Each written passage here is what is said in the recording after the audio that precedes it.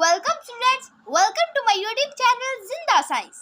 तो स्टूडेंट्स, आज हम डिस्कस करने जा रहे हैं चैप्टर 4 की एक्सरसाइज की एमसीक्यूज के बारे में।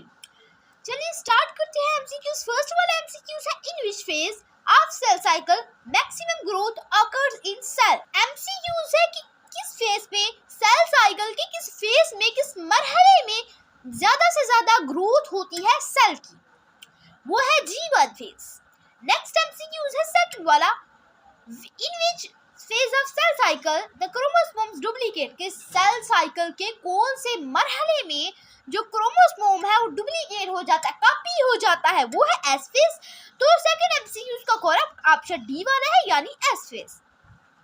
नेक्स्ट थर्ड वाला एमसीक्यूज है, which of the following is not a characteristic of mitosis, यानी इनमें से कौन सी माइटोसिस की खसूसियत नहीं है। ठीक है, इनमें से कौन सी माइटोसिस की खसूसियत नहीं है, तो इनमें से ये वाली खसूसियत नहीं है माइटोसिस की, यानी the chromosome number is half in daughter cell, यानी जो क्रोमोसोम में जो नंबर है वो हाफ होते हैं डॉटर सेल में नहीं, बल्कि ऐसा होता है कि क्रोमोसोम के नंबर डॉटर सेल माइटोसिस में क्रोमोसोम के नंबर डॉटर सेल में पूरे होते हैं, लेकिन वो मियोसिस में ऐसा होता है। ये कैरेक्टरिस्टिक मियोसिस की है, तो इट्स मीन कि ये माइटोसिस की कैरेक्टरिस्टिक नहीं है, बाकी सब इसकी कैरेक्टरिस्टिक है। तो थर्ड वाले एमसीक्यूज का करेक्ट ऑप्शन कौन सा है, सी वाला है, यानी the chromosome number is half in daughter cell.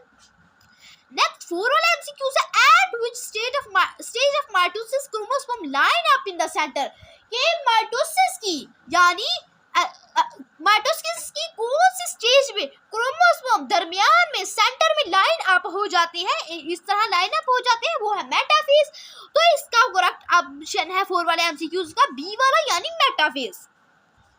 Next हमारे पास फाइव वाला एमसीक्यूज है, यानी if you observe a cell which nuclear membrane is reforming around two set of chromosome. अगर आप ऑब्जर्व महसूस करते हैं कि जो सेल में न्यूक्लियर मेम्ब्रेन है वो दो सेट क्रोमोसोम के दो सेट के इर्द गिर्द है, कि तो सेल साइकिल की कौन सी स्टेज होती है, वो होती है टेलोफेज। देखिए ना कि टेलोफेज में हम पीछे पढ़ चुके हैं तफसील से कि टेलोफेज में दोबारा न्यूक्लियर एनवेलप और जो न्यूक्लियस होता है वो रिफॉर्म हो जाता है, तो ये स्टेज है टेलोफेज। फाइव वाले एमसीक्यूज का करेक्ट ऑप्शन बी वाला है, यानी टेलोफेज। नेक्स्ट हमारा एमसीक्यू 6 है, how does the centrosome contribute to mitosis, यानी जो सेंट्रोसोम है वो माइटोसिस को कैसे कंट्रीब्यूट करती है। ठीक है, जो सेंट्रोसोम है वो माइटोसिस को कैसे कंट्रीब्यूट करती है, मेक माइटोटिक स्पिंडल बनाती है।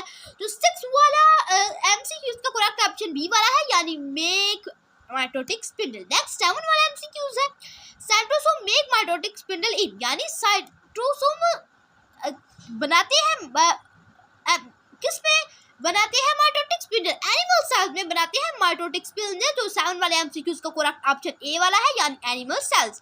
नेक्स्ट 8 वाला एमसीक्यूज है, an organism has 4 pair of chromosomes, यानी एक ऑर्गेनिज्म के, एक जिंदा जानदार की 4 पेयर होते हैं, 4 जोड़े होते हैं क्रोमोसोम्स के आफ्टर मियोसिस 1।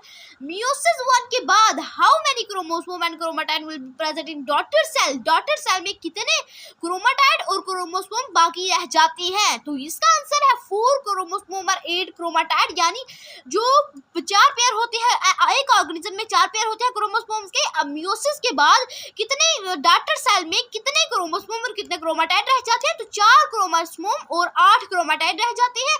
तो 8 वाले एमसीक्यूज को करेक्ट ऑप्शन बी वाला है, यानी 4 क्रोमोसोम एंड 8 क्रोमाटाइड। नेक्स्ट हमारा एमसीक्यूज 9 वाला है, which event is unique to meiosis but not mitosis. के कौन सा जो इसमें से प्रोसेस है वो यूनिक है, वो क्या है, यूनिक है, किसके लिए, मियोसिस के लिए, लेकिन माइटोसिस के लिए नहीं है, वो है क्रॉसिंग ओवर, यानी मियोसिस में क्रॉसिंग ओवर होता है, माइटोसिस में क्रॉसिंग ओवर नहीं होता। तो इसका 9 वाले एमसीक्यूज का करेक्ट ऑप्शन सी वाला है, यानी क्रॉसिंग ओवर। लास्ट एमसीक्यूज है, last but not the least, कि why meiosis 2 necessity after meiosis 1, यानी मियोसिस 2 कैसे इंपॉर्टेंट है मियोसिस 1 के बाद।